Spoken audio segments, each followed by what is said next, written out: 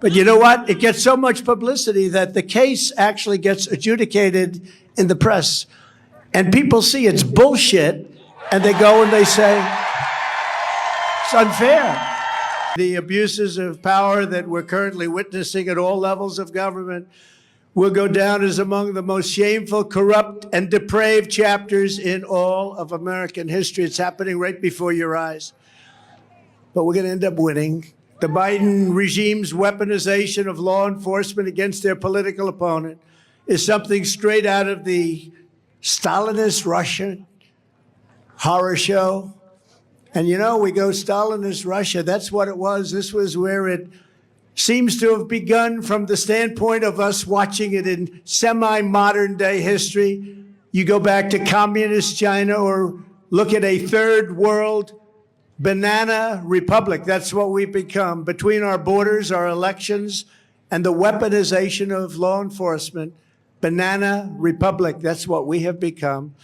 Let there be no doubt the injustices being done, not only to me, but to dozens across our country will not stand, and we're not going to stand for it. When this election is over, I will be the President of the United States.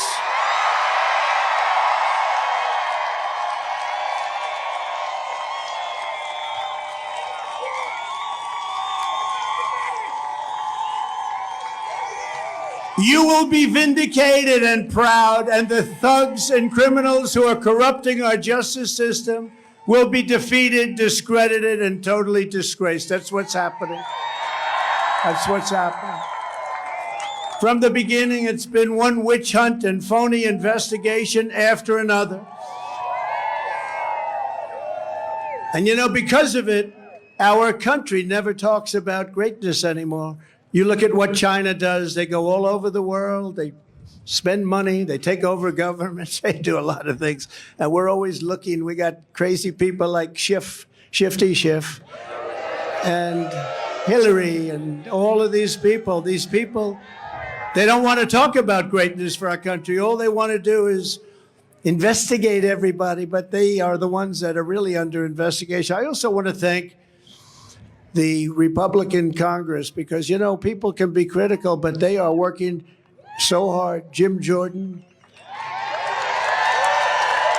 James Comer, he's become a great star. These are great people, they're putting themselves at risk because they take a lot of abuse, but they're doing something that we haven't seen in Washington in 25 years. So I want to just thank those two and many people that are working with them.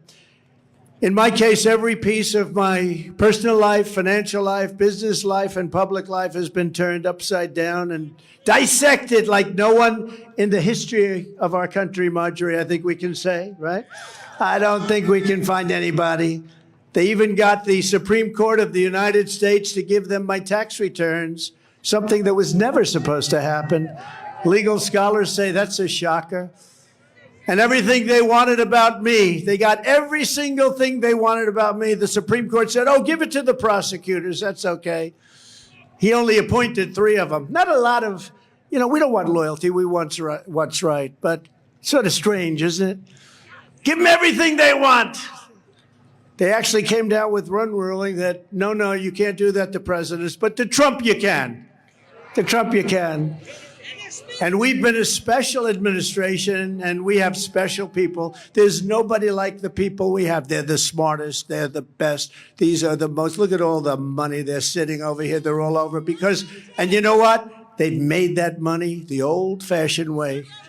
You're right. Front Row Joe. The Front Row Joes will never forget them. And my friends from North Carolina, who are unbelievable, beautiful, incredible women. Incredible people. They travel all over. What is this, like number 93, I think, right? Number 93. Oh, they go, no, actually more. But we appreciate it. 101, Front Row Joe, 101, all the Joes. But the Supreme Court is afraid, just like Republicans are afraid, to do something about what has happened. And they have to fight. The Supreme Court didn't have the courage to right the wrong of the 2020 election. They knew what was going on. Tax returns were always considered sacred.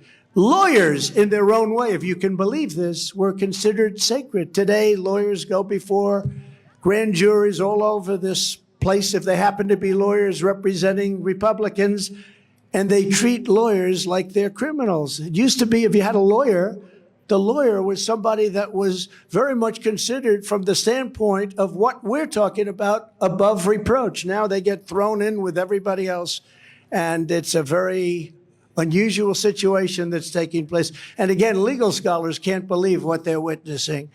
And yet, after going over 11 million pages of documents, I built a great company. They've got nothing. They've got nothing. Think of it. 11 million pages. And my tax returns on top of it, and they're a big return. It probably makes me the most innocent man in the history of our country. Friends of mine say that. Very successful friend of mine said, you know what, President, on page 3, they got me.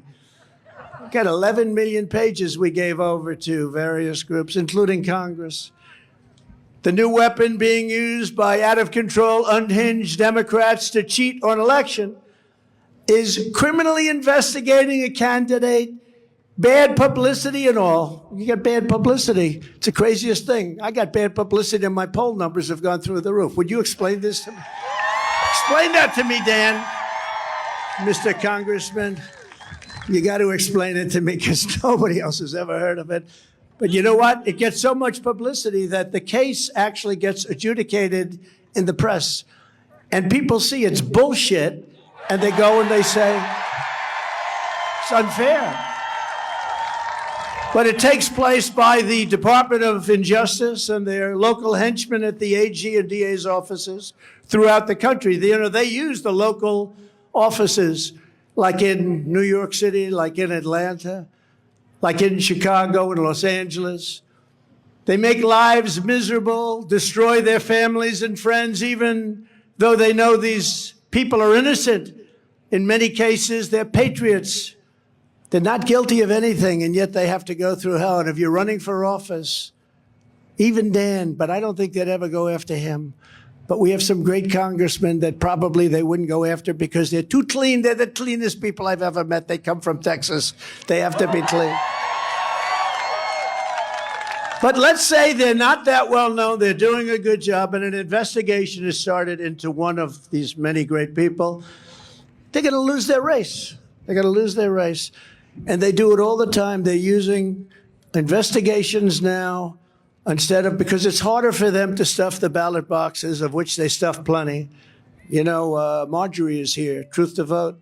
And they found at least 5 million instances on tape, and the courts didn't want to even look at it.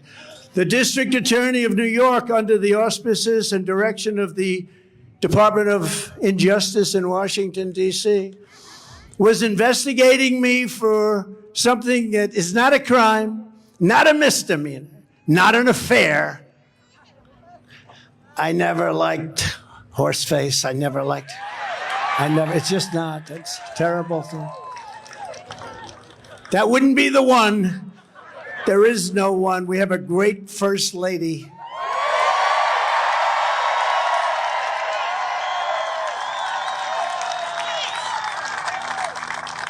Who people really do love. And she's done an incredible job. Not an era, not anything. They have nothing. And yet it went on and on and on and continues to. He stacked his office with D.C. operatives. A man named Matthew Colangelo, one of the top people in the Department of Justice, was moved into the Manhattan DA's office to make sure that Trump got taken care of. They couldn't get it done in Washington, so they said, let's use local offices. So they have Colangelo, the top, just about the top, one of the top people under the Attorney General Garland, and they sent him into New York to be in the Manhattan office. Can you imagine that? In order to prosecute and do everything he could to get rid of Trump, because, you know, our poll numbers are through the roof. I guess you've seen that. They don't like it. They don't like it.